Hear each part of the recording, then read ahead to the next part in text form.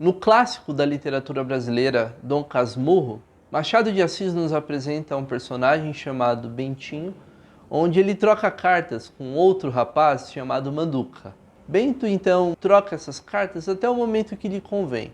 Quando ele já está enfadonhado, quando ele já não quer mais conversar com esse Manduca, ele para de responder as cartas e Manduca ainda assim tenta responder com uma, duas, três cartas a mais. Ele decide parar de enviar cartas. A história poderia ser igual, no entanto, Deus, agindo diferente de Bentinho, ele decidiu responder o profeta Abacuque. E dando continuidade na nossa devocional, no livro de Abacuque, a gente já está a partir do capítulo 2, onde no capítulo 1 a gente descobriu a queixa do profeta, a resposta de Deus e um segundo comentário do profeta, onde ele tenta lembrar a santidade de Deus, a capacidade de Deus.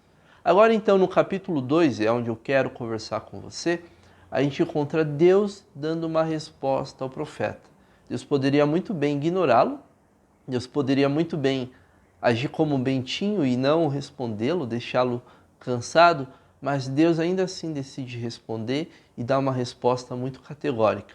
Convido você então a ler comigo a palavra de Deus em Abacuque 2, dos versículos 2 até o versículo 11. Vamos então entender essa segunda resposta de Deus para o profeta. Diz assim a palavra de Deus, eu vou ler na NVT. Então o Senhor me disse: escreva minha resposta em tábuas, para que se possa ler depressa e com clareza. Esta é uma visão do futuro. Descreve o fim, e tudo se cumprirá. Se parecer que demora a vir, espere com paciência, pois certamente acontecerá. Não se atrasará. Olhe para os arrogantes, os perversos que em si mesmo confiam. O justo, porém, viverá por sua fidelidade a Deus. A riqueza é traiçoeira e os arrogantes nunca descansam. Escancaram a boca como a sepultura e como a morte nunca se saciam. Em sua cobiça, ajuntaram muitas nações e engoliram muitos povos. Em breve, porém, seus cativos os insultarão. Zombarão deles, dizendo: que aflição espera vocês, ladrões? Ficaram ricos pela extorsão, até quando continuarão deste modo? De repente, seus credores tomarão providências. Eles se voltarão contra vocês e levarão tudo que têm, enquanto vocês olham trêmulos e indefesos. Porque saquearam muitas nações, agora todos os sobreviventes os saquearão. Cometeram homicídios nos campos e encheram as cidades de violência. Que aflição esperam vocês que constroem casas enormes, com dinheiro obtido por meio de opressão. Acreditam que a riqueza comprará segurança e manterá sua família afastada do perigo. Mas com os homicídios que cometeram, envergonharam seu nome e condenaram a própria vida.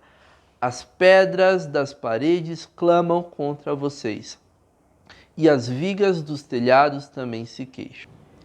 Entendendo como este trecho se encaixa no livro, a gente percebe então que essa resposta de Deus é dada logo após o profeta dizer que esperaria a sua resposta. No capítulo 2, versículo 1, ele diz: que resposta dará a minha queixa? Ele ficará esperando a resposta de Deus à queixa do profeta. E Deus responde de uma maneira muito clara, muito objetiva, inclusive de uma maneira didática. Veja no versículo 2, ele diz: escreva minha resposta em tábuas, para que se possa ler depressa e com clareza. Deus aqui ele então vai responder o profeta, ele vai responder, vai dar uma mensagem para a nação, só que o profeta tinha uma missão. Ele deve responder de forma clara, de uma maneira rápida, pudesse ler e entender. Então aqui Deus não faz um mistério, Deus não esconde somente para alguns, ele fala: o que eu vou te dizer você deve escrever de maneira clara, que as pessoas possam perceber, mesmo aquelas que estão passando rapidamente. E aí ele continua dizendo: olha, esta é uma visão do futuro, escreve o fim e tudo se cumprirá. É interessante como na sequência ele fala o seguinte: se parecer que demora a vir, espere com paciência. Note, Deus está falando para o profeta: o que eu disse que vai acontecer, vai acontecer. Está parecendo que vai demorar? Não se preocupe, vai acontecer. Eu sou soberano, eu sou rei de toda a terra. E ele continua: pois certamente acontecerá, não se atrasará. No momento, então, parece que demora, mas ele diz, não vai se atrasar. Também a gente pode perceber nesse caso que Deus tem um tempo específico para cada coisa. Não é que vai demorar porque Deus está esperando a hora certa de fazer. Não, Deus já determinou o momento.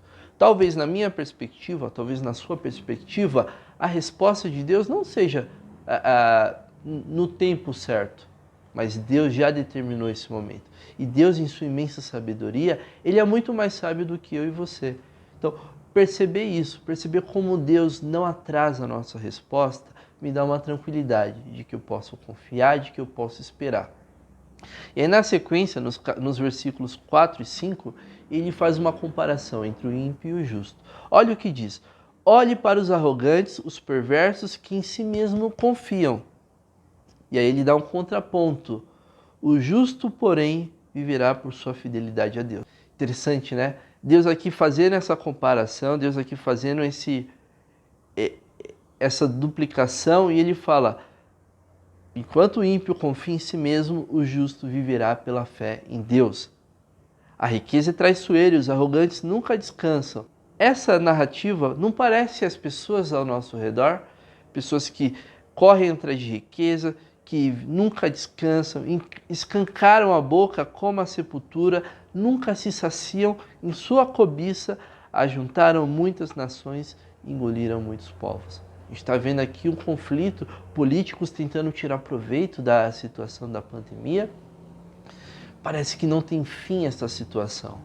Mas Deus aqui já havia revelado isso ao profeta, Deus aqui já havia revelado na sua palavra. E aí, a partir do versículo 6 até o versículo 11, ele dá dois alertas. E aqui, se você estiver lendo na NVI, por exemplo, você pode perceber que ele fala ai. Ele diz o seguinte, que aflição esperam vocês, ladrões. Ele vai falando da forma violenta que aquele povo, os caldeus, agiam com as outras nações.